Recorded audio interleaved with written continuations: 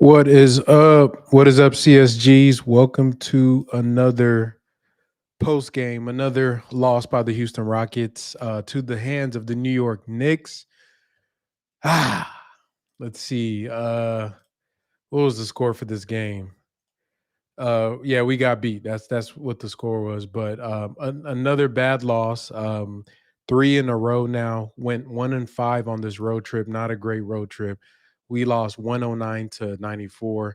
The Rockets have multiple issues coming up at the same time with their team. I mean, where do you want to start? Where do you want to start? Are we going to talk about the 3-point shooting, the rebounding, the poor play from our backcourt, Shangoon struggles, some bad decisions by Ime Udoka? I mean, it just it's so many things that you could look at point to these losses. So you basically get to take your pick. But the common theme, I would say, the most obvious thing right now is the shooting. The team is just bad at shooting at this moment. In this game, we shot 26% from three to the Knicks 35. Had the Knicks out there looking like the 2018 Warriors, a team that doesn't even shoot good. Like we have been just a bad look guarding three, which was one of our strengths to start the year. And then our shooting is just not competing. I think Craig had pointed out in the post game that during the game that teams were beating us by almost 22 points per game from 3-pointers. Like you're not going to win that math in the NBA. We made eight threes, bro. Eight threes in 2024 is egregious, and that, I mean, that's nasty. Like, and that's I don't know who to blame for that. I mean, to me, that's an all around organizational issue. You look at the GM for putting together a roster that features so many poor shooters. And once again, I don't care about Kevin Porter Jr. Like people use that as an excuse. Oh, KBJ was a 36% 3-point shooter. Like, a guy that would have helped, but this is more structural, right? It's not a KPJ thing. KPJ would have helped, but this is a structural issue with the roster combination for Rafael Stone. I have not seen a a team that he's put together that makes sense yet. Even when you go back as far as the team that we try to get for James Harden to keep him here, like you try to keep an all-star, all NBA level player by bringing in Christian Wood, bro. Right, Christian Wood, and you try to entice him with John Wall. So that was pretty dumb. So at the end of the day, you start there with the roster. The roster is pretty bad, and we'll get into some of the names that have been brought up, but the roster is bad. What else you got there? I mean, the players, I think a lot of guys aren't playing with their strengths, within their strengths. I don't think we have an offensive philosophy. I think that the team is just out there taking turns trying to see who can get hot during the night, and it's looking like Ime Udoka really relied on the talent of the Boston Celtics when he was their coach there, and Will Hardy, his the other coach that's on the Jazz, who was assistant coach on that Celtics team that went to the finals. And you look at what they're doing in Utah with the way they run the offense, and he's a guy that's using a similar roster construction with much better shooting, but similar roster construction in the sense that they don't really have any true stars, right? They have Laurie Marketing and they have a bunch of guys. Most of the guys have been out the league. Some of these guys were just trade bait. So he's used that team to really put together a run here, and he's done it for 2 years in a row. The way they got shut down last year was because they were tanking. They traded away Conley. They kind of tanked the way through, but you could see that the dude offensively, he knows what he's doing. Now, Ime is a young coach, so we're finding out stuff about him right now that is kind of revealing itself in real time. Like, where's your offense? Where's your offense? And once again, like I said, this is organization. It's not just something you can put on Coach Udoka. You also have to look at Stone. Like, why did he think this roster with Aaron Holiday, Jeff Green, drafting Amen Thompson, having Jay Sean Tate, Dylan Brooks, Jabari, and Jalen Green, and Shangoon is going to be a team that you're going to compete with in the NBA? So, they say they want to make the playoffs, and that was the goal. Well, it's time to prove it. Now, the trade deadline is approaching. And there's a lot of names that have been swirled around in rumors.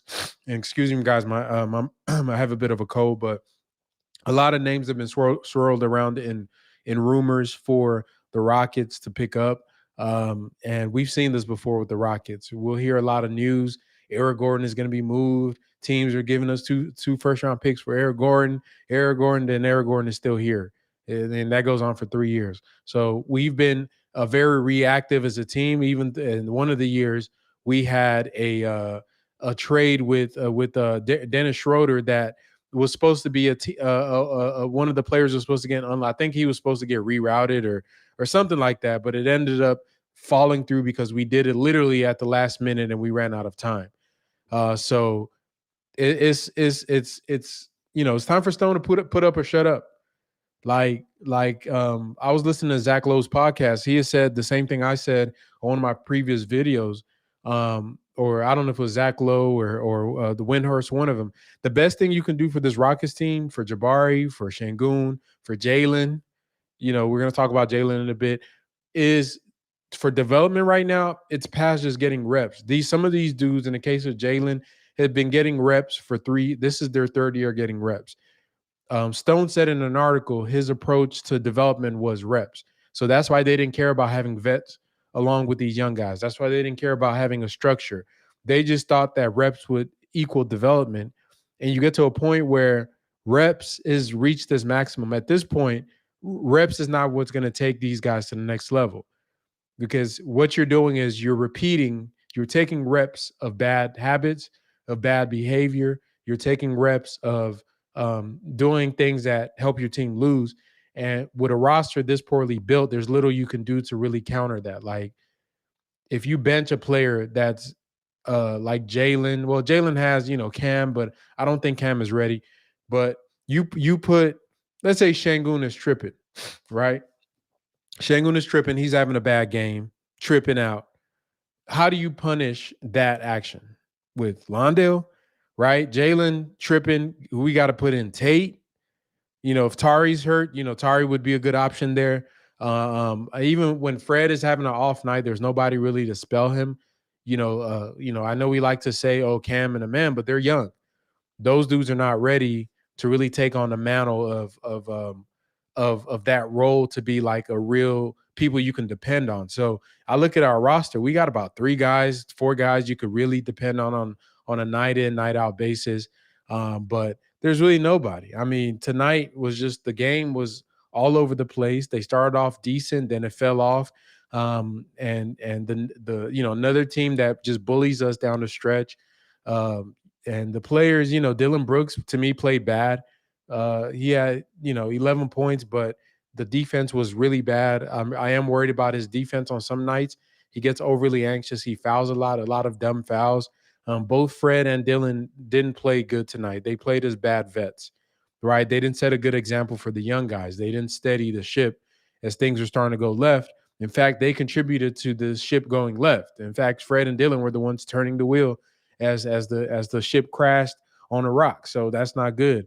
Jabari Smith had a good game. He had a decent game. Good to see his shooting come back to form.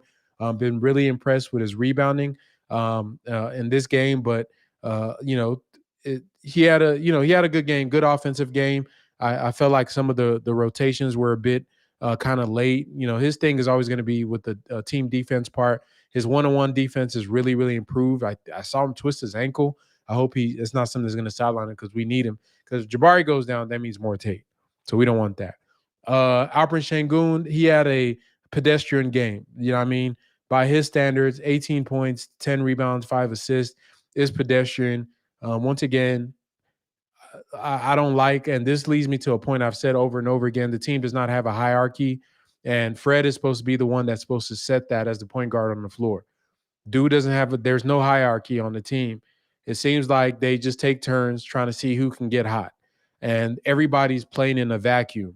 Jaylen tries to get it going, so he's going to play in a vacuum. If it's Fred and Alpede running a two-man game, they're going to play that in a vacuum. If it's Jabari, we just got to get him post-ups. That's going to be in a vacuum. It's everybody. It's Dylan in his post-ups. It's in a vacuum. There's no offensive philosophy that really binds everything together. And to me, that's where the coaching fails them, right? A good coach would look at the talent, but then you question the roster. But regardless, you have some different player types that you put together, and you say, what can we do here to like build the offensive philosophy? Whether it's if you're gonna go with Shangoon, and Ryan Holland said this, Calvin Murphy said this, even Jaylen Green has said this. That man should touch the ball every single time. That doesn't mean he shoots it every time, but you have to let him touch the ball because none of our other players generate a any gravity. Nobody cares about Jaylen Green, like driving down the lane. Fred VanVleet on his own is not doing anything. He runs in transition, goes to the rim and misses layups, and the defense is perfectly happy with Fred VanVleet taking a million threes and a million layups. It should be Shangun touches the ball. When the defense bends to it, the off-ball actions should start kicking from there because that's how you can get everybody to eat, right? Off-ball screen, get Jabari setting a down screen for somebody else to come off that screen to shoot. Uh, uh, get a little when you dump it off to Shangun. Have Jabari cut through the lane. You maybe run a little big man, two-man pick and roll with them where they could do something. We've seen little glimpses here, little flashes here. You know what I mean? Get guys cutting.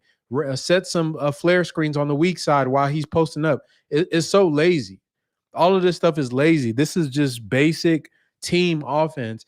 And the only conclusion I have is either Ime thinks they're dumb, our players are dumb and just don't have the IQ to do it, or he's just a bad offensive coach. Like he's just a bad offensive coach.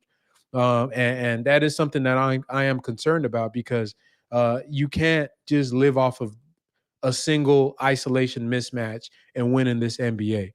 You got to have some underlying philosophy that binds everything together. One thing we saw, and I'll use the Golden State example, is when Steph was young, Mark Jackson, great coach, he got them over the hump out of being that bad Warriors team that a lot of us grew up knowing. And they got to the pinnacle where they actually made the playoffs with that team. But they were a team that ran a lot of pick and rolls. Now you're looking at a guy like Steph Curry, who's a great shooter, but you're having him run pick and rolls like he's Monte Ellis, right? A lot of pick and rolls with a big man and Steph. Big man had Steph going downhill, and it got them to a certain point. But a creative mind, like, and a lot of people don't like Steve Kerr, but the dude, to me, like one of the most genius things Steve Kerr did was spotting what Draymond Green was as a passer, as a big man, right? So you take a player like Draymond and have him be the center of your offense. And then everybody eats off of that. That birthed the Splash Brothers. Without Draymond Green and Steve Kerr's philosophy, there is no Splash Brothers, right? It is because it takes that coach to be able to see, how can I use Klay Thompson shooting? How can I use Steph Curry shooting and his scoring gravity? How can I use some of these players that aren't shooters but use their off-ball gravity? Guess what I'm going to do? I'm going to give the ball to the best passer on my team and let him touch the ball every single time. If you guys remember, if you've been a Chop Shop listener for a long time, I made a video about the Warriors. I think we played them or something like that. And looking at, and I think it was one of those like Shangoon videos I made like a year or two ago. I was looking at involving the big man in the post. The year Steph Curry won his unanimous MVP, you know who led their team in touches? Draymond Green. Right? Draymond Green led the team in touches. Draymond Green in that season probably averaged like 8 points. But he was, I think, like 90 or 80 touches a game because all Steph did was dribble up the court and throw it to Draymond. And to me, that leads back to the Rockets with the fact that I think that our backcourt, our guards, some of our wing players, and Coach Udoka, either there's egos or they're stubborn. But you have a player that is getting damn near triple team. Teams are loading the paint up for him.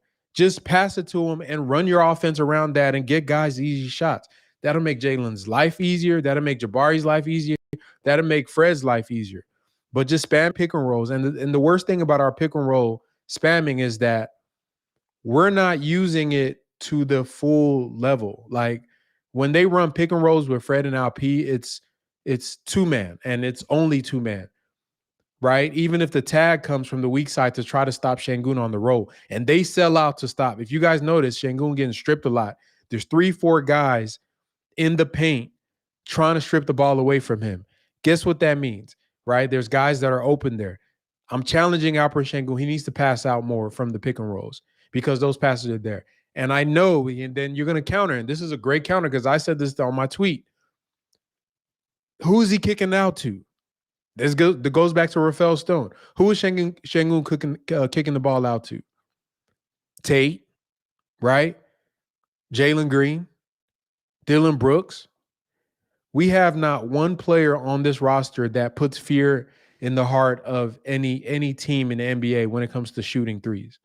So they are comfortably packing the paint. We are comfortably playing into their hands, and it is comfortably causing us to look terrible on offense. Like, you're kicking the ball, and the shots that our team is getting, like some wide open threes, dude. Like, dudes are missing wide open threes. There's players in the NBA that would die, like, just to get the opportunities to shoot these wide open threes because teams are selling out so much to stop Alp when he gets the ball inside in the paint, right? And you kick out, and guys are missing shots because we don't have those players. Our offensive structure doesn't support it. We don't have any movement shooters. We don't have a guy that you can't help to cheat off of.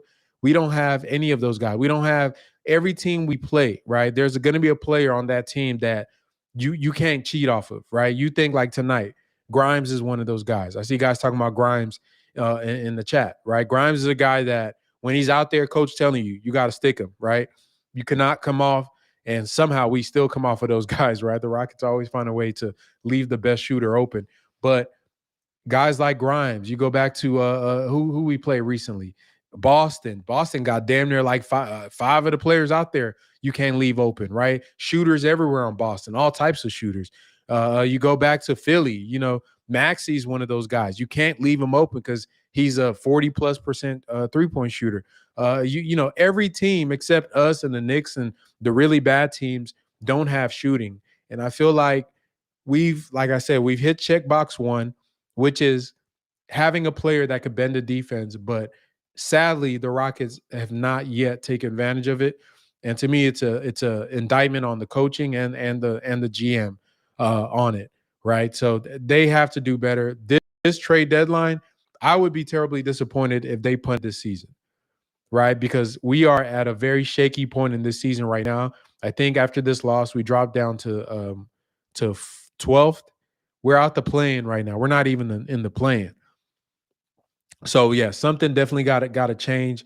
On the point of Jaylen Green was benched in this most of the second half, played 29 minutes. Jaylen is having a rough stretch again. He was doing better towards the end of December, having a rough stretch. Definitely this game he was not focused. Lacked a lot of he just didn't look like he cared, bro. Like it was just I don't know. Like at this point, you guys know my stance on Jaylen. I have very low expectations, and I just look at him like Cam, Amen, Bari. Like I don't put him in the same breath with like Şengün or Fred or Dylan or Atari or any of those like guys you expect a certain level of play from a night in, night out basis. I appreciate the consistency he had a few games ago. He's kind of back in his he just doesn't look focused at times, and the shooting is kind of hit or miss. I like to watch. I don't really care about his stats as much. I like to watch his game. What does he look like on defense? What does his processing look like when he's running the offense? And it's just like we take one step forward, two steps back with Jaylen and the way he processes the game, man. It's really concerning to me because you guys know I started off Kobe, right? Okay, next year we got to, maybe Devin Booker and Zach LaVine. Now I'm just at can he be a starting level NBA player in the long run? And none of this has to do with his physical talent. It's for me, it's all up here, brother. Like I haven't seen that. That's where I'm concerned about. There's no player that is elite in the NBA that doesn't have it up here, right? You can't tell me you can find a player that's great, that's not a savant in what they do, even if they're a bucket, right? To be like a guy like Kyrie Irving, some people may say like Kyrie is a genius at scoring, right? There's different types of geniuses, right? Because to be able to understand or read the body language of a defender to be able to score. That takes a certain level of being a savant at what you do, to be able to put the ball in the hole, use different attacks, whether it's mid range, perimeter, inside, being able to have footwork. All those things take a level of dedication to your craft and understanding how to get the job done. And for Jaylen, he has all these tools, but he just doesn't know how to use them. So that's the frustrating part about it. And this is, to me, you don't need 3 years to show your mind, bro. Like, I could see Amen Thompson, like when he's running like what he's doing, I could see what Amen's processing looks like, right? I could see what Amen's processing looks like, because he is attempting things that he may turn the ball over. His handle may be loose, but his mind is ahead of his ability.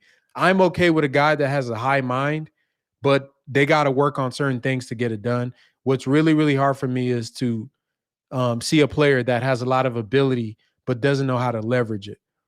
Right? That's the true definition of being skillful.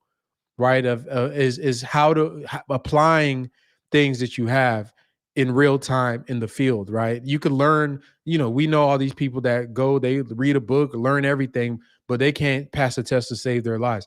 If you can't apply what you learn, then you're not good at your job, right? So that's what he has to come down to. And that does lead to the point, like, yeah, the dude hurts the team usually when he's out there on the court. But you still have to get data points on him. There was an article that came out, I forgot who wrote it, that said that what is it called? The Rockets are looking for a starting level player, basically at the two guard or something, like, not two guard, but just basically like a wing or guard that's a starter and a backup five. Like, I don't know if they're going to start. If they bring somebody in, are they going to start over Jaylen? I doubt it. But a starter level, basically a guy that you could bench Jaylen for. That's what that sounds like. But it is concerning, and nobody in the Rockets building will tell you they're not concerned about the outlook of Jaylen Green. There's nobody. There's nobody. I mean, he, like, Ime Udoka looked visibly frustrated at the whole team, but like, it's just certain things. I'm at the point where I don't think that he's a player that I would build my franchise around.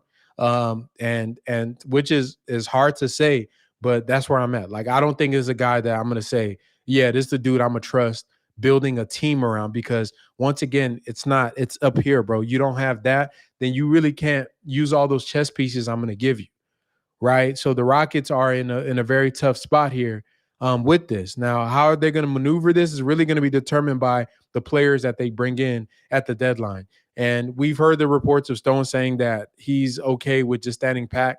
No, he's not. He better not be, because if he lets the season spiral out of control, I think at some point we're going to be looking at him to see if we can get another general manager that actually knows how to construct a real roster that can get what we want and what Tillman Fertitta has said the goals of the team were, which is a playoff berth. At minimum, right now, we're all okay with a play-in, right? Collectively, we're okay with having a play-in for the team, but right now, the roster is really bad. The roster is really bad. I still think if they can get the right players, they have enough, like, talent, just raw talent, to be able to make the play-in. And I think after the All-Star break, they're going to make a run. I really do believe it, because I've seen the flashes of what they could be. Right now, teams are just taking advantage of them. We don't have any shooting. It's not a secret. The entire NBA knows this. Entire NBA knows this. We can't shoot. If you can't shoot and you letting teams shoot threes on you, you have holes on defense on any given night. It could be Jaylen getting hunted on defense. It could be sometimes Alper Şengün getting hunted on defense. Sometimes it's Jabari getting hunted on defense by certain matchups. Tonight it was Fred and Dylan. We're getting cooked by Jalen Brunson. Jalen Brunson was cooking. He cooked damn near our whole team. Was getting cooked. The dude is nice, but we don't have that collective unit. And then the worst part about it, our starters have actually been a positive for most of the season. And then you go and look at the bench. Really, a lot of our games lately, when we lose it, is when the starters sit. But I mean, there are some concerning trends.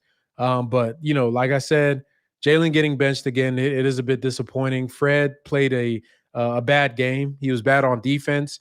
Got beat by another small guard, which is weird to see.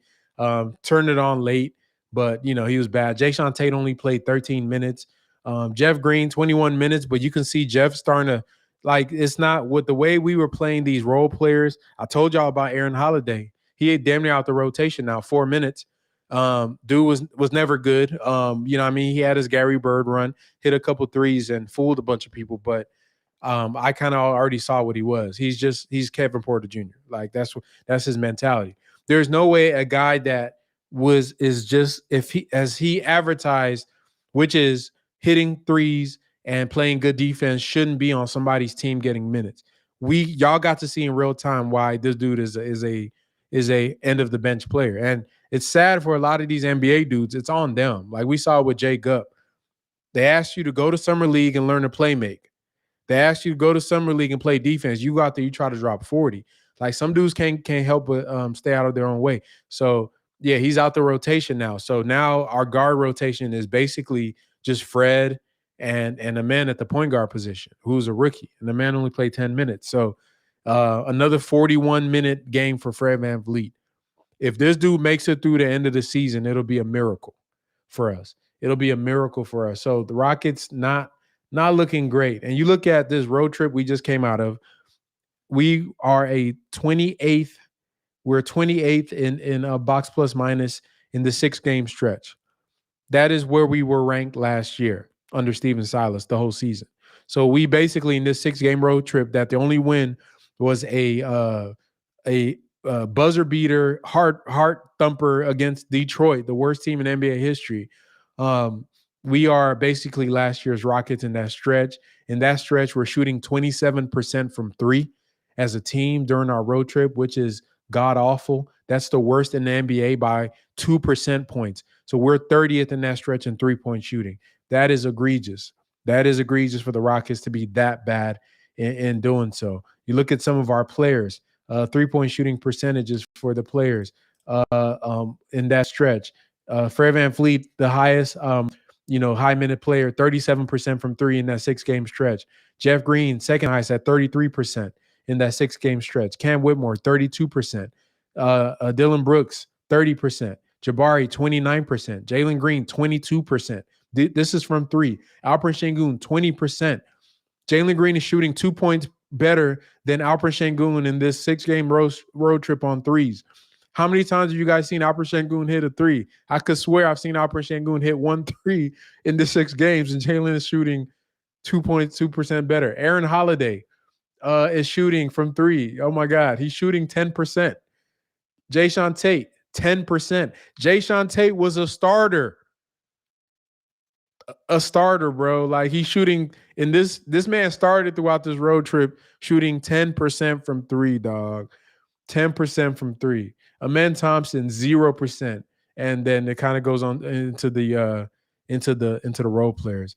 10% from a starting level starter on your team is going to get you beat by a good margin on every single night, right? Like we can't compete with any of these teams, and it really comes down to the rosters, in my opinion. It comes down to the rosters. Now, I've heard certain names pop up in the trade rumors for the Rockets. One that the one a lot of y'all have talked about, Daniel Gafford.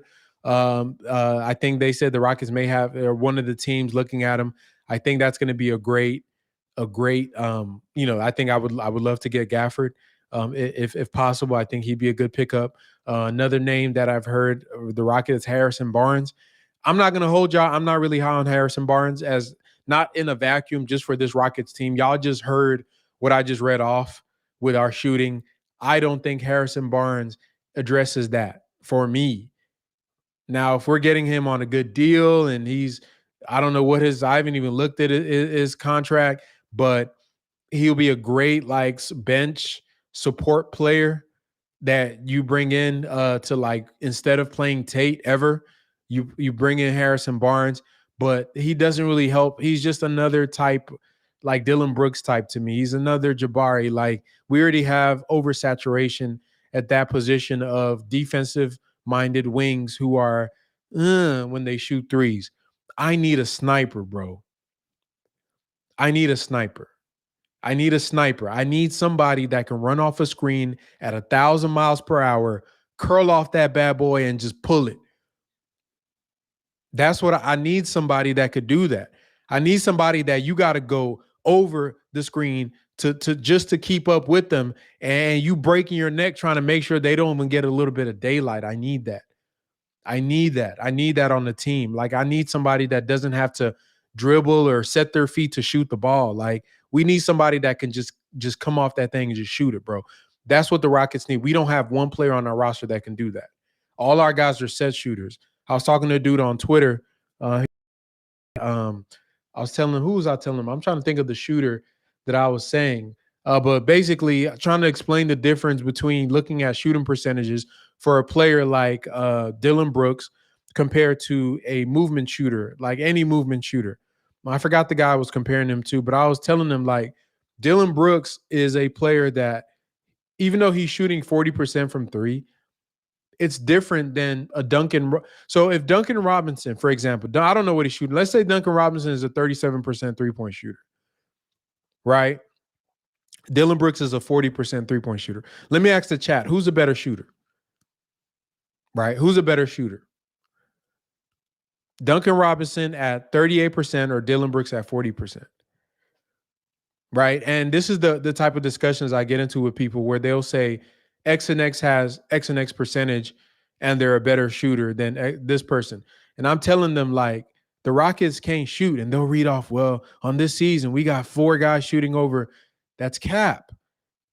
Good. You know, we got to, obviously, y'all already know Duncan. I'm seeing the chat come in saying Duncan. The reason why Duncan Robinson at a lower percentage is a better shooter is because, one, the gravity. That's the number one thing, is gravity. Because Duncan Robinson is pulling somebody out the paint.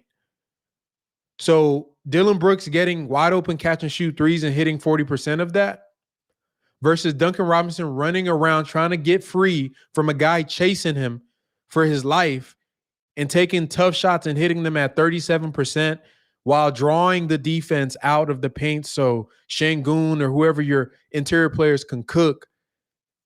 That's the difference between when you look at shooters. So I know y'all, Chop Shop audience is smart, but people try to say the Rockets cannot shoot. Don't let those percentages fool you, because the type of shots they're getting are a lot of wide open kickouts. Whereas you go look at some of these teams with guys that you look at, man, damn, this dude's only shooting 35%. Go look at what that dude is doing. Look how you got to guard them. So that's the difference. It's gravity. We don't have any players that have perimeter gravity right now. All we have is interior gravity. In order for interior gravity to really be maximized, you need to have that perimeter gravity to offset that. Like, you need some that we have a do. We don't have a die. Like, we don't have a do or die. Like, we have a do. Like, we can get that paint to collapse, but then you kick it out to, what I mean? I think Fred is probably the best spot up shooter, maybe, just on as far as how far out he can be, and teams got to respect it. Jabari on most of the nights he can do it. I think Dylan shooting is much better, but I don't consider him a sniper. And Jaylen Green is, up and down. Like I just said, on this road trip shooting 22%. Tate is, y'all already know about Tate. So all that to say, we need some shooting. I mean, there's guys out there that I like, that I would take. Herder. I've seen that he possibly might be out there on the market for us to take. What's his name? Gary Trent Jr. out of Toronto. If they're gonna blow their team up, that would be a guy that like somebody threw in the chat. A guy like Kispert from the Wizards. I think obviously Quentin Grimes in New York. We got to see him do a little work. Tim Hardaway Jr. I'm seeing that EF Hutton put that in the chat. That's another guy. Like, we just need a dude that can stretch the defense and create some gravity. Yeah, and Herder is streaky, but you still, even in his streakiness, right? And good point, Jaylen. Even in his streakiness, you still chase him. And that's really the point with these guys that are like, a shooter like Duncan Robinson may be in a slump and shooting 34%. And they'll say he's in a slump. He's shooting blah, blah, blah. But you damn sure right that defense is respecting him. So, Buddy Hield, I've seen good name, Bogdanovich. There's just guys. Isaiah Joe is not coming out of OKC, bro. That man is too important to that team. I wish. I mean, I would. Man, I would do. Man, Isaiah Joe is one of my favorite players. I just don't see it. I just don't see it. I don't see OKC giving him up. But yeah, so it's tough sledding right now for the Rockets. Um, if they do bring in players like once, obviously you're going to send out players in those trades, so that would probably get rid of some of the Tate Holidays of the world, the Londales of the world. But you still have that issue with Jaylen Green. I don't think Jaylen is going to improve much until the offseason. A lot of these young players don't really get better until the offseason workouts. They can sit down and really focus on what they need to work on. It's really hard to improve in season on major deficiencies with your game, right? The most you can do in the during the season is gain experience as far as processing the game. And that's really why I'm a little bit disappointed about what I see from Jaylen, because like I said, we take one step forward, two steps back, one steps forward, two steps back. We just want to see a little more progression, but it seems like to me he doesn't have the basketball acumen to really be one of those type of players. I hope I'm wrong, but I have to be honest with myself. You guys know I've been a Jaylen Green fan, and I'm still a fan of his as a player. And I'm okay if he turns out a different route. Maybe he's not a star. Maybe he's not an all-star. Maybe he's just a starter, or maybe he's a guy that comes off the bench and gives you a certain spark. I don't know what he's going to be, but I am disappointed. I don't think he's going to be a star. Like to me, that's just me. I just don't see it. And to me, it's not about his ability. It's not about anything. To me, it's all up here. Like to me, like you got to be a prodigy to be a star. Like we know what to start. Like the Lucas, the trade. I knew Trae Young was going to be a baller when he was at Oklahoma. Like we all knew it. Like you have to be a prodigy. And I don't think Jaylen Green's a prodigy. I just don't see it. So that's just me though. That's just me. You know what I mean? I just don't see it on the mental side. Let me put the link in the chat. Let me get y'all boys up here. You know what I mean? Kind of, we got to get through these losses together, man, because boy, them Rockets be putting us through it, boy. We thought we'd escaped, didn't we, guys? We thought we had made it out, man. We back here having these same discussions. There's a link in the chat. Oh, we got a super chat. My bad. We got a super chat here from DJ Generation. Was good, brother. He says, Frank, where are the Rockets in our record wins and losses prediction at this point in the season? DJ Generation, I do not know. I think that's Space was keeping tabs of that.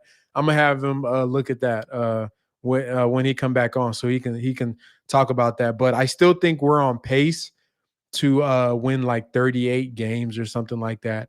So we're going to be over that 31 and a half, right? We're going to be over that 31 and a half for sure. I just don't think, you know, maybe that 6 seed ain't what it is, bro.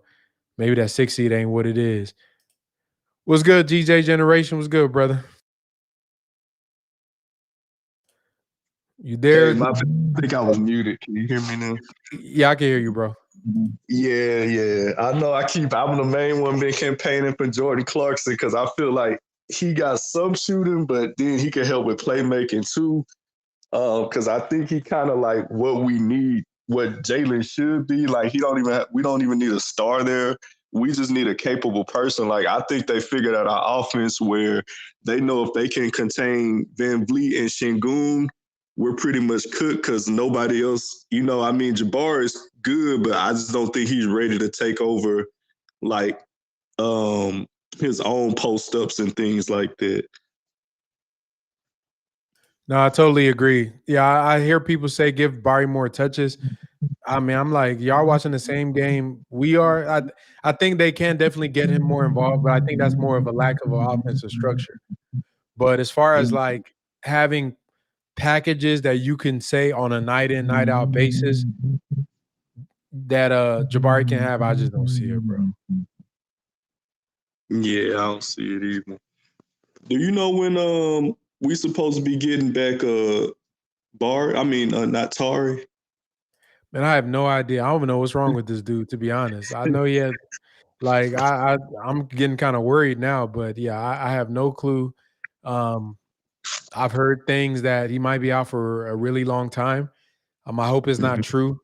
But yeah, so yeah, I haven't heard, but I think he would be a big help right now.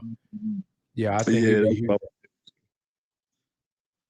But I had put in the chat, I don't know if you saw it, but I was saying I'm pretty sure everybody in agreement, but I think people that should be on the trading block right now is, I mean, of course we all mad at Jaylen right now. So him, um, Lundell, Tate, of course Wait, you Oladipo. said Jalen should be on the trading block?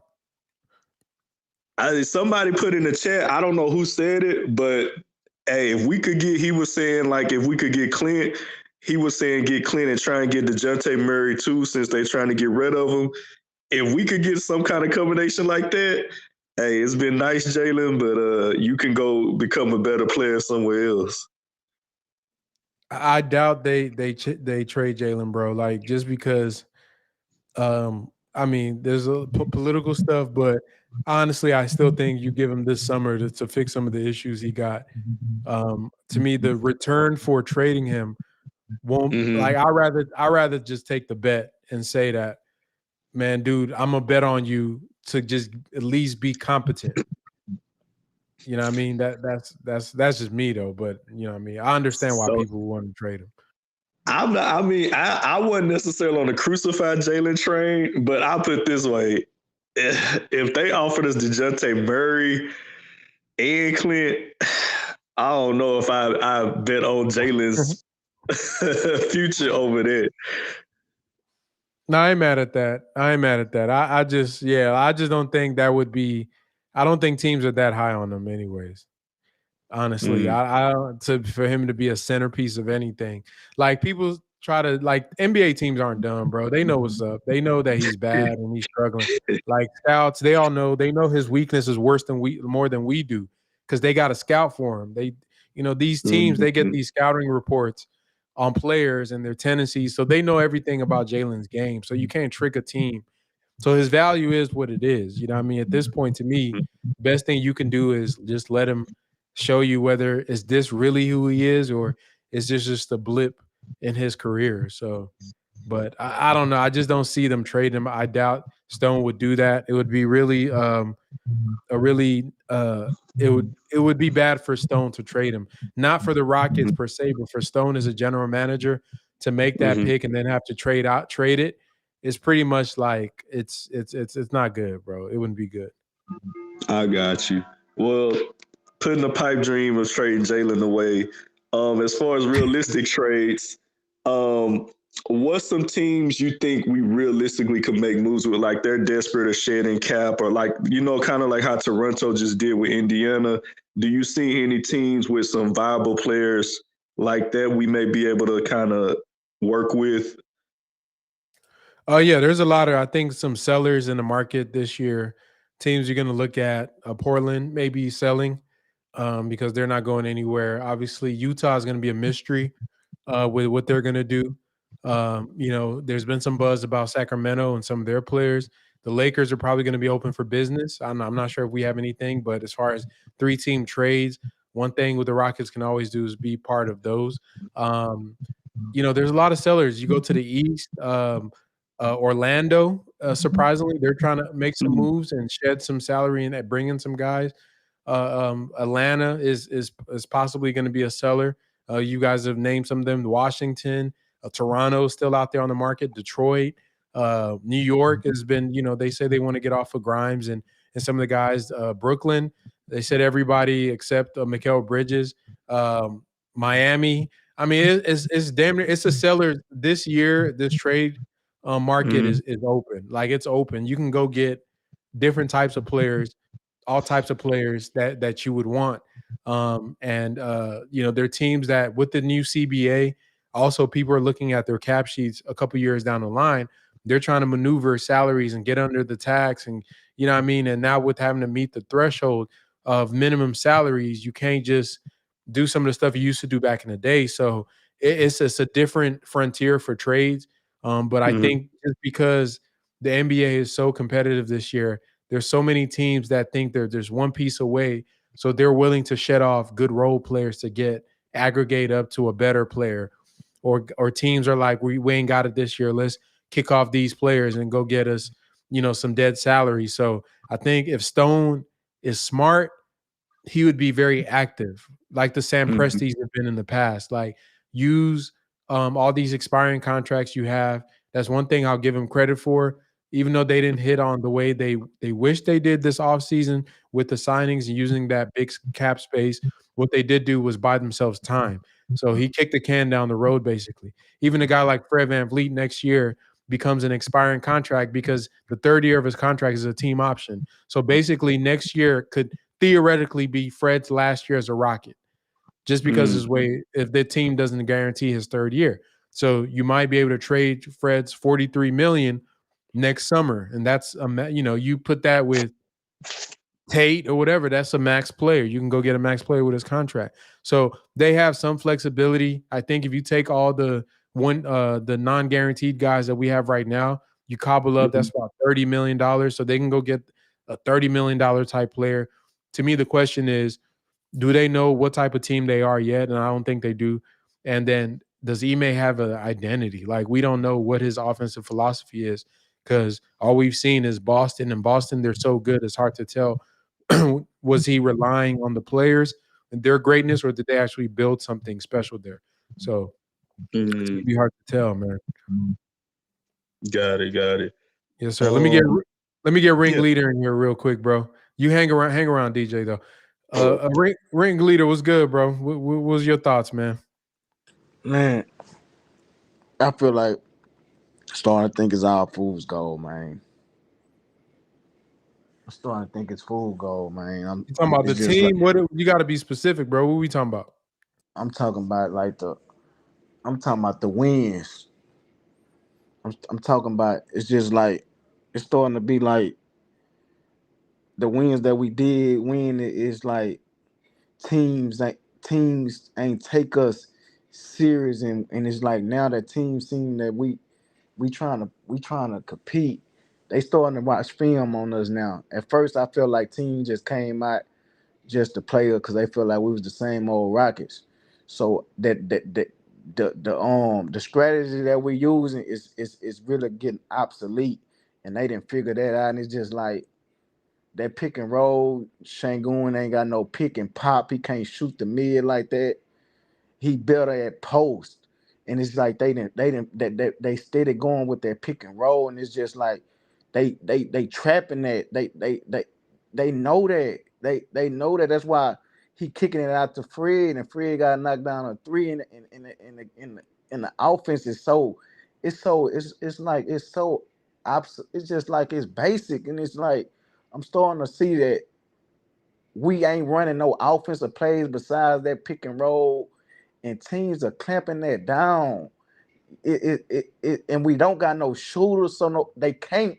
He can't really just kick it out to nobody but Fred, and they ain't and they ain't afraid of our shooting. So it's just like they know how to play us now. That's why we've been losing, bro. Teams been doing their due diligence, bro, against us, bro, and figured out, okay, we could just shut down Shangoon, double team him, and sometimes he be too late on reading the double team, or he be trying to force shots, or sometimes he ain't even been he it's just like our offense is basic, It's and I'm bad, bro. And you know, one of the things you hit on the spot in that 6 game road trip. You know how many assists Shangun been averaging? Just three.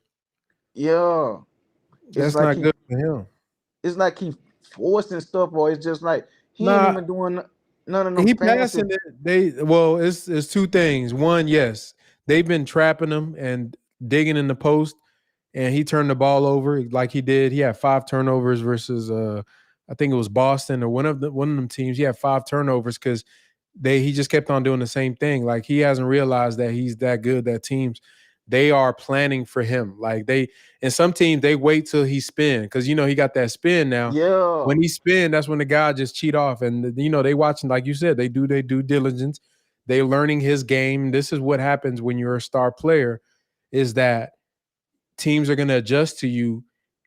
And I think you have right about. I don't think it's fool's gold. What I think is happening, ringleader, is that the Rockets have shown a strength the NBA has countered, but the Rockets haven't countered them. yeah, we haven't countered back. And that Like it's like right. we sticking to the same game plan. Like the fact that we done lost five out of this six on this game on this road, and we barely beat um Detroit. That shows that Detroit kind of figured us out too. And it's like knowing that Shangoon ain't really got no mid range, that pick and roll. Like Embiid, when I watched when we played against the 76ers, bro, and that B was knocking down that mid range, that shows me a lot about the difference between an elite center and somebody just, you know what I'm saying, or more of like a regular old center. Like I'd rather him in the post. I'd rather Jabari be in the pick and pop than Shangoon, even though Shangoon can kind of pass a little better than Jabari right now, but that he don't have that pick and pop. He can't hit that mid range, and that's what makes his game so they know how to play him now. They know he's looking to try to drive and bully or finesse, and they doubling that. And it's just like we gotta switch up the game plan, man. We gotta get more shots for Jabari. We gotta just, man, it's just crazy, man. It's just like it's starting to like be real bad for us, man. If we don't switch it up with no offensive strategies, bro. Yeah, I think Shangun he has that little shot put. I think he was hitting like 50. He hits that on pretty good. What teams, if you don't, they're like they meeting him with a lot of bodies. Even before if you notice, they don't let him roll to the basket anymore. Like as soon as he catches the ball, there's like two guys there. Because once he get downhill, is pretty much like over for the other big man. They're gonna foul him or something like that. He's really crafty when he attacks. So what teams are starting to preload? They're pre-tagging him, meaning that the dude is coming off of the weak side help is coming off their assignment before the pass is even made to meet him there. So that's why you see him when he casts the ball now. Guess what he do? He stand there and just kind of just look because it'll be the guy guarding him in front of him and two guys shaded in. And any other team you do that against, I mean, they raining threes on your head all night because you really can't get away with that you think if you did that to Nikola Jokic and you got KCP on one corner and Michael Porter Jr. on the other, they're going to let you do that? See, you got to think about these other teams that got a center like Shangun. That's why I was telling y'all the other night, it's really hard to judge how good he can be playing with this team because no you think shooters. you think about Sabonis. They got Murray, Malik Keegan Monk. Murray. They got Herder out there. They got Malik Monk. Even Fox. Fox one of the best guards in the league. They got Barnes. And, And then you look at Jokic. They got KCP, MPJ, Jamal Murray. The only and bad shooter they got out there is Aaron Gordon, and and I he and I cutting. and I understand that. That's why I say it's not just on Shangoon, it's on the coach. You know what I'm saying? Switching it up and playing to our strengths. We know we ain't got no shooters. You know what I'm saying? Start making them move around and start making them cut. We ain't got no cutters like we had back last year. We had Kevin Keon Martin Jr. He KJ, used to cut. KJ too. KJ too. Yeah, KJ Martin. Yeah, he used to cut. That's what I mean. He used to cut. That's why Shangoon used to give him the ball a lot. Only person we got cut on our team is A the man, one a that's on the man, bench. That's Jabari and that's Cam Whitmore, bro. I mean a not man cut Jabari. too. I Torrey mean, Eason, and Cam Whitmore. Them the only ones I see kind of like trying to cut and trying to move without the ball in their hand. and, and, and and it's just like we ain't got no cutters, we ain't got no shooters. It's just like we starting to get exposed, man. We starting to get exposed. Even though we didn't beat some good teams this year, and I'm starting to feel like I said, And teams fools go. came out and they do that. They weren't expecting us to be this good so early, so they really ain't watch no film on what we capable of doing, and so we beat them by surprise. Now the team is like, I feel like next time we play the Lakers, bro, we gonna get smashed, man. Well, we getting smashed by every team, so that really ain't saying nothing, bro. I ain't gonna hold you. But we got a super chat. Cam Sanders says Shangoon is not using the MIDI like he did early in the season. Yeah, it's because what I just said, bro. The teams are they're pre-rotating to stop him from being comfortable when he catch the ball. So he's seeing a lot of bodies. Basically, they're doing like y'all just watch it when him and Fred, and they showed a graphic on the Rockets game during the Rockets game today that Fred and Şengün have the most pick and roll possessions like in the NBA or something like, or assists to Fred from Fred to Şengün is more than any other duo. Like people know that is all the Rockets do. Like that's our bread and butter is that 2-man game, and the 2-man game is elite because of Alpe's rolling and Fred. You know when he's going, he's shooting that ball pretty good.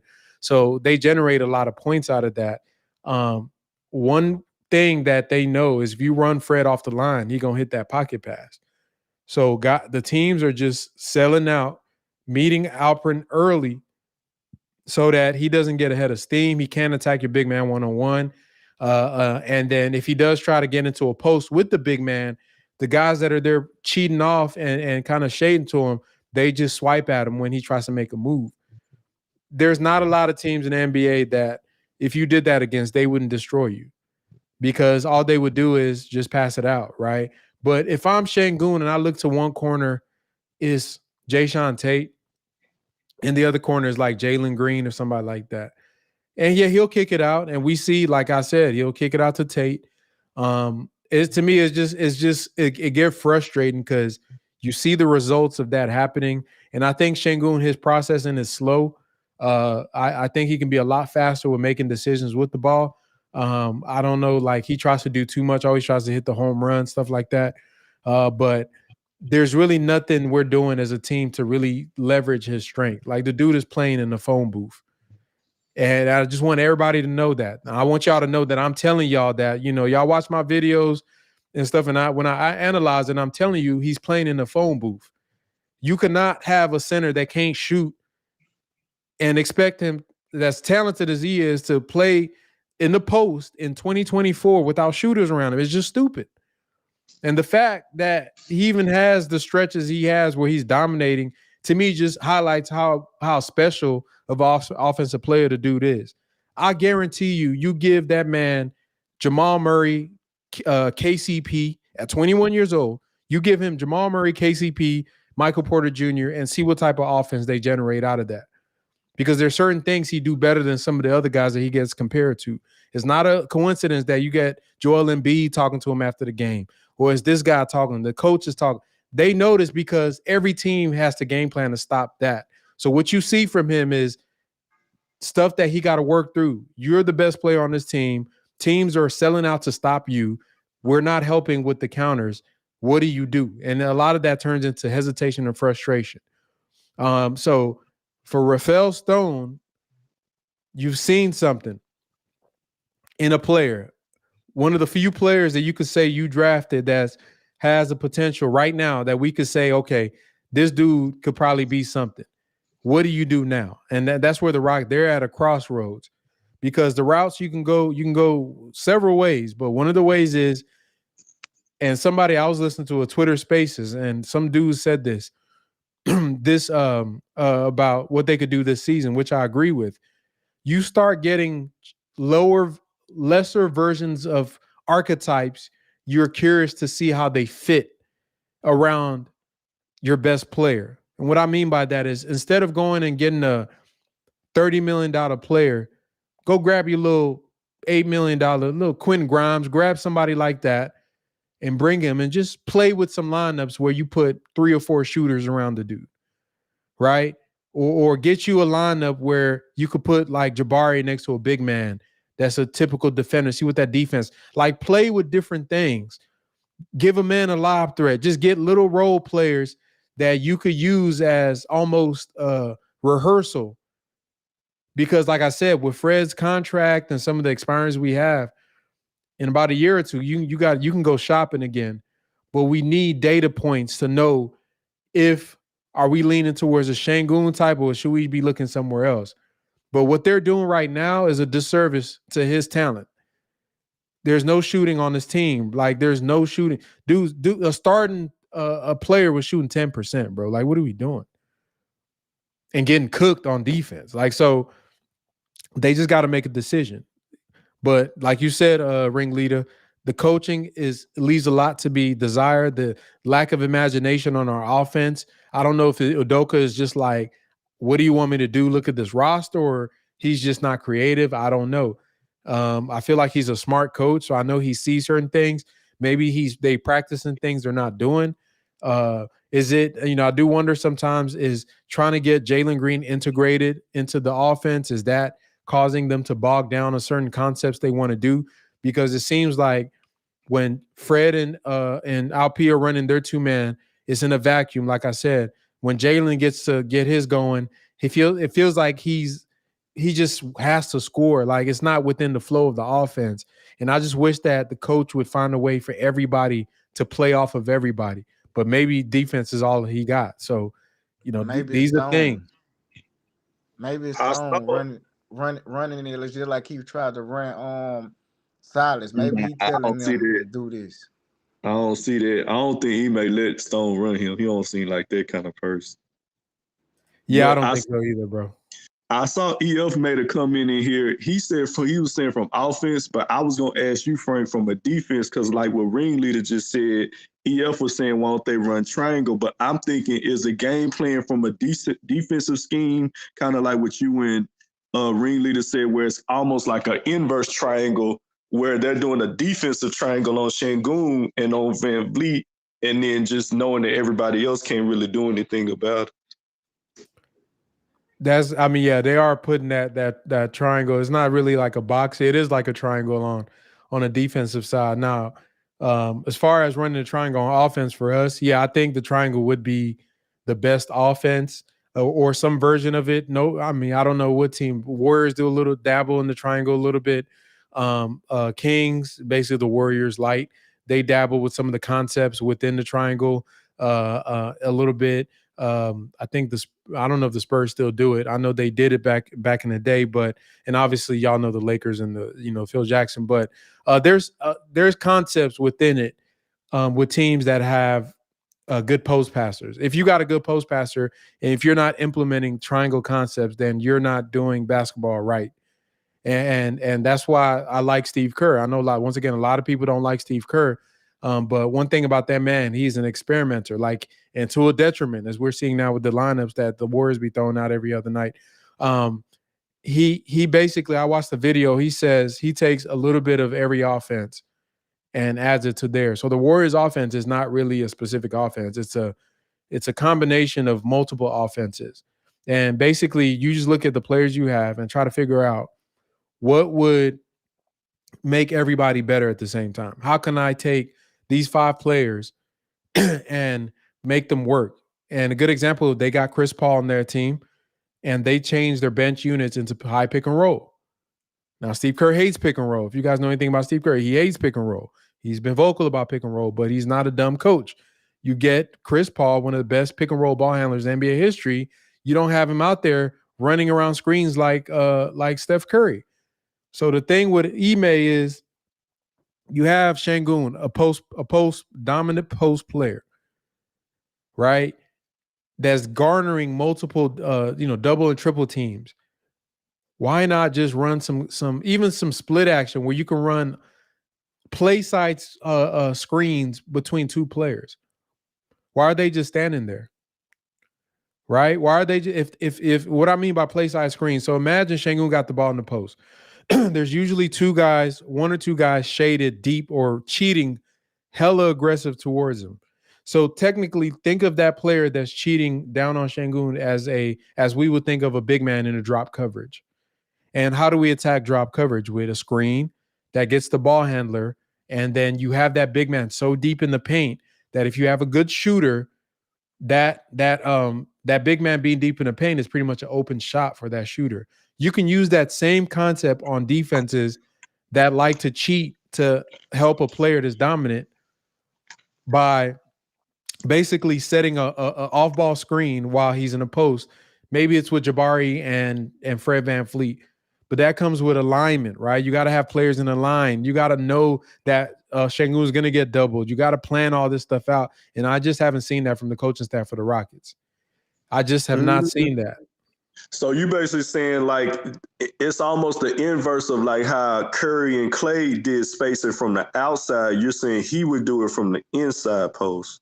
It's the same. It's honestly the same thing because it is the inverse. Okay, so I know what you're saying. So what they would do, the Warriors would have Draymond in the post, or it could be Iggy. They would put the non-shooter in the post, and then they would have Clay and Steph set a screen for each other.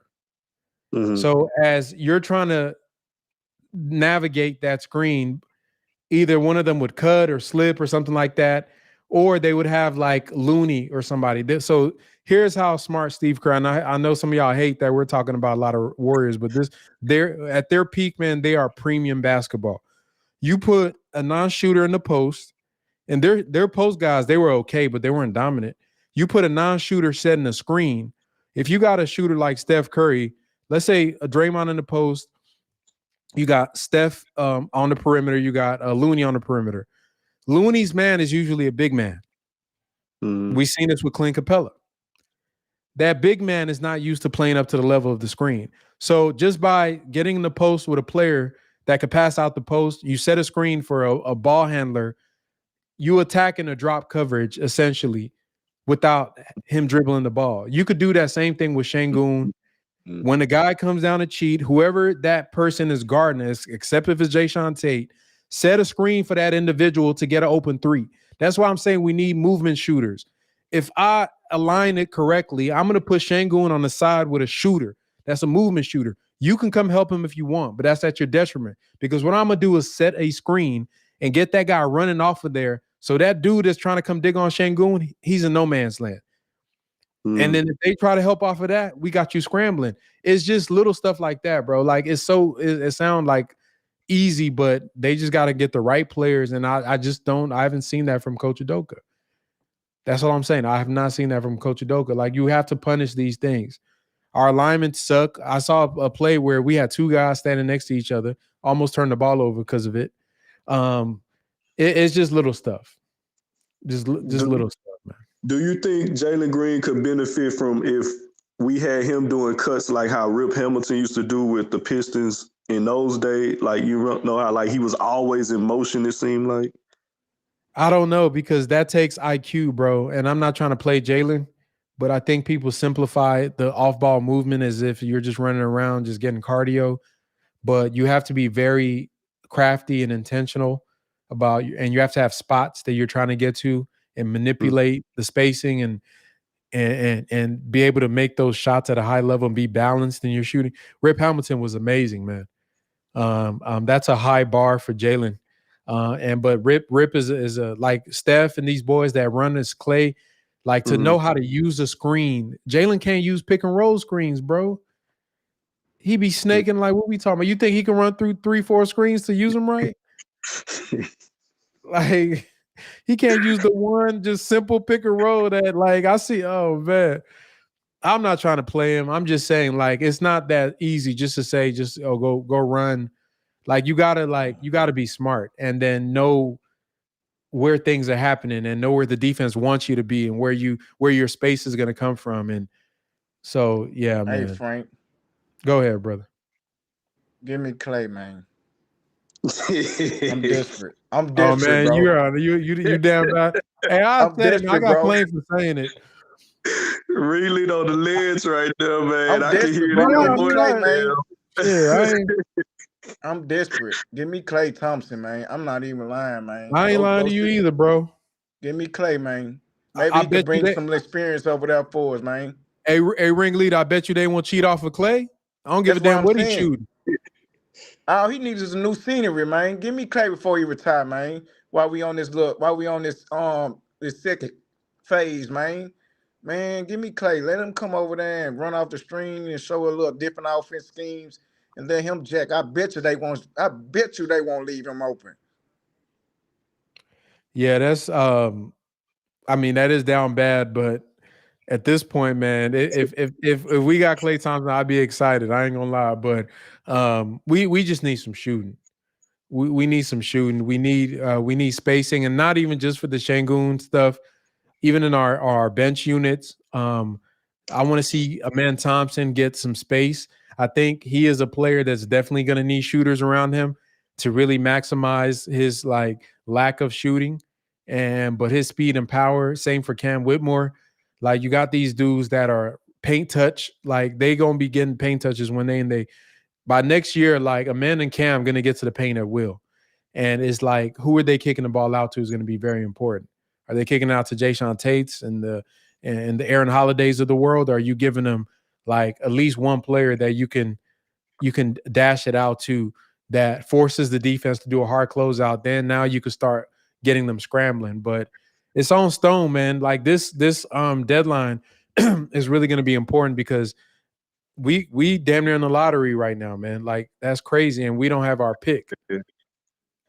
That's sad, man. That's sad, man. We don't like we had $60 million in cap space. I would hate to think that this is what they envision, signing a guy to a $40 million a year contract, bringing in Dylan Brooks. I would hate to think this is what they envision, paying Ime Udoka. So Man, is Stone got to make some moves, man. don't can't Clay shoot in Houston? Well, every time he play us, he look like he back in his prime. So Yeah, maybe at maybe home on the Clay. home games he'd be good, like the rest of our players. But nah, I mean, even back to the Duncan Robinson example, um, it's not even about what he's shooting. And Clay is a notorious shot chucker, so let's put that out there. But it's not even about what it's shooting; it's the gravity. It's the gravity. I think we just need perimeter gravity, and we just don't have that right now. But I mean, there's so many things. It's not all all lost. I think that a lot of these things are just roster construction and are fixable, but they just got to do it. They got to do it. Besides Capella, what's some other decent big mans we realistically could get? Like, would Nick Claxton be a decent one? Or No, I don't think Nick Claxton is in our. I don't think we can afford him mm, with the assets that we want to get. And Kelly Olynyk was a name. There are probably a lot of teams that want Kelly O. So I don't know if we were willing to pay what it would take. We're probably at the Gafford level. Um, who else? I'm trying to think. I know Biombo's still out there. I wouldn't mind getting him just for mhm. rebounding and interior toughness. Just at least a hard body for people to run into when they go in the paint. Somebody's going bruise and get in there and just be tough.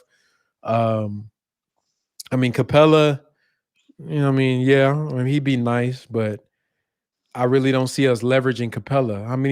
How many players on our team can throw a good lob? I really can't think of it. Like Fred can't. Maybe a man. I don't know. So the Capella fit is kind of clunky there. Um, they just need bodies, just real NBA bodies at this point. Yeah, Drummond. Kurt Yang just said Drummond. I think Andre Drummond be nice. A player. I like him actually. Nick Richards. Yeah, I heard that's a name that the Rockets are interested in as well. He probably would be nice as well. But I used to think that the backup big was going to be like the number one priority. Honestly, right now I'm at the point where I take some wing scoring, some shooters, but those are so hard to get in the NBA, the ones that are decent. So I'm wondering if the Rockets are willing to throw in some real assets to go get a real like a player at that caliber. In a perfect world, I know I don't even think we had a roster space, but in a perfect world, would you say we would need a playmaker, a shooter, and a big, or do you think just a shooter would be enough to get by? I think a shooter is the priority. I think a big is also a top priority. The playmaker, I think you can kind of finesse some stuff with what we have right now. And honestly, I do want a man to get more reps as a playmaker, but I wouldn't be mad if they did. Somebody brought the name Terry Rozier.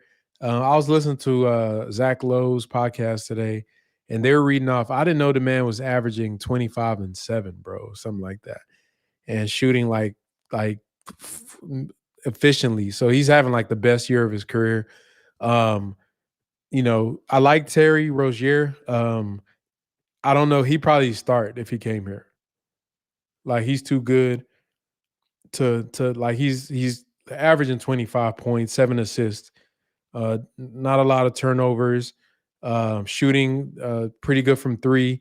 You bring in a guy at that level, he probably starts over Jalen, like immediately because I don't think he would come off the bench. It wouldn't make sense.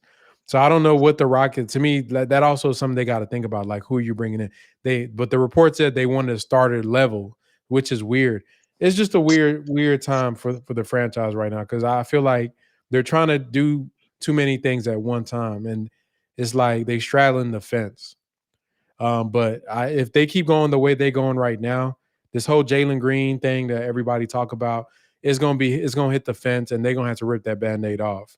But right now, I think that if they can just string together a couple wins, then they can drag it along a little bit longer. But if we get to like a week or two from now, we still like in 12th to 13th spot in the West, bro, that heat gonna turn up a little bit, man. I'm about to say they is no way they can avoid, like they have to know, like internally and just from a fan point of view, they're gonna have to do something. They know. They know. You don't say you want to bring in a starter level player. Like that's literally like saying, "Yeah, okay, we see it." Um, I just don't know. It's a weird situation. I really just I don't know, bro. Like it's so That's weird literally because that's like y- being married and saying, "Yeah, I'm looking for another wifey type or something." yeah, I need Like, a wife type of relationship. Like, bro, you got a wife.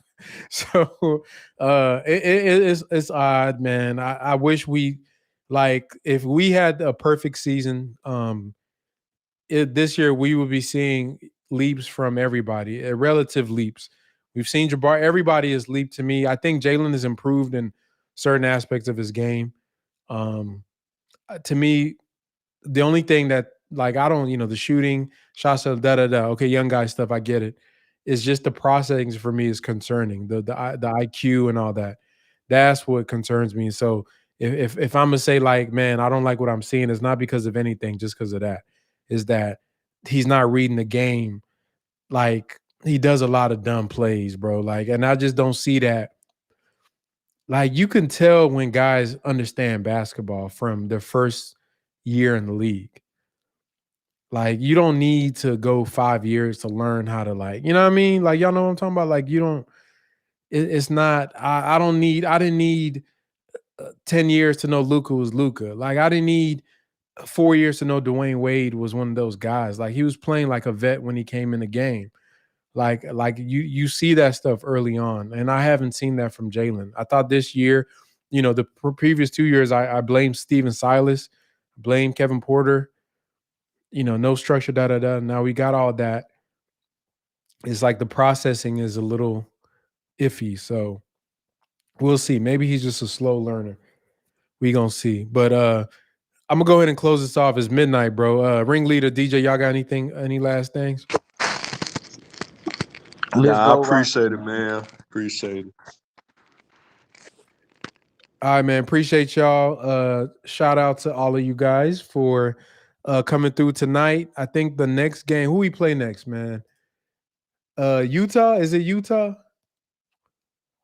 Let me see. I'm trying to see who the Rockets play next. I think somebody in the chat did say it's Utah. Oh man. That's gonna be like a playoff game for us, low key, bro. Because they are the ones that just kicked us out.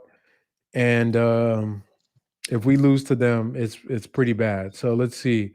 Now we got the Hornets. Wait, am I tripping? What am I reading here?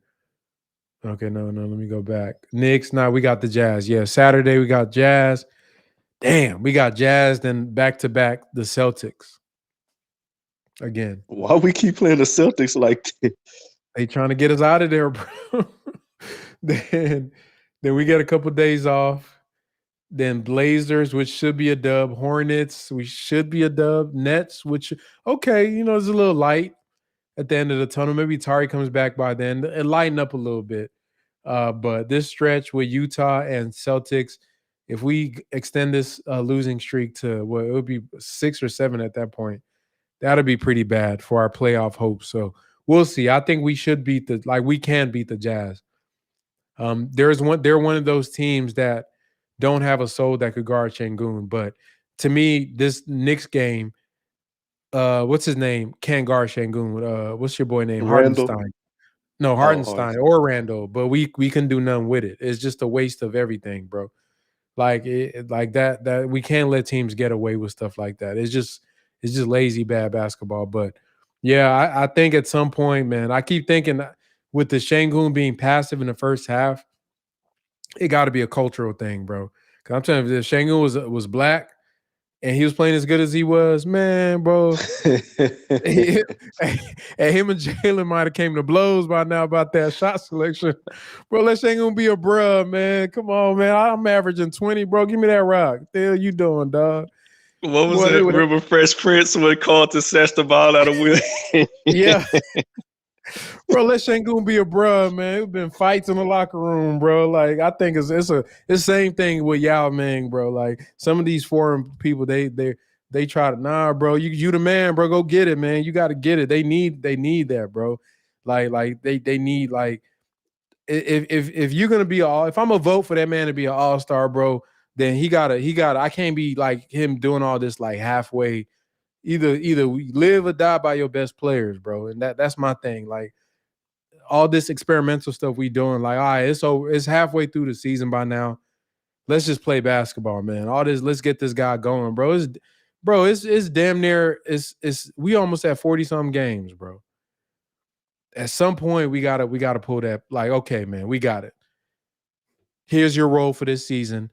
Let's work on this next year. This is what we're gonna do. Here's your spots. Like, all this other stuff to me is causing a funk in the team. Like, they seem disjointed right now. So, but yeah, man. Appreciate you, DJ. All right, Frank. All right, man. Shout out CSG.